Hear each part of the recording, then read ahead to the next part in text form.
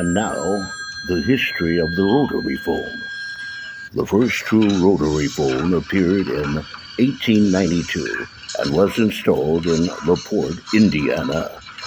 This rotary dial phone was built around Almond Brown Scrogger's 1891 patent design.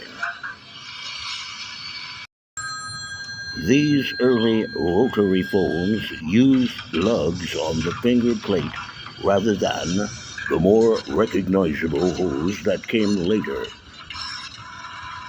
What is the history of the rotary dial phone? When inventor Alexander Graham Bell invented the telephone in 1876, the need for phone numbers and dialing was yet to come.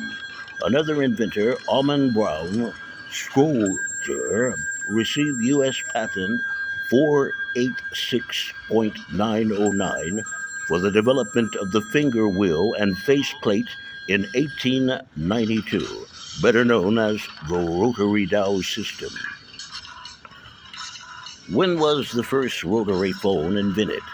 November 29, 1892. The first patent for a rotary dial was granted to Almond Brown Scrogger on November 29, 1892, but the commonly known form with holes in the finger wheel was not yet introduced until about 1904.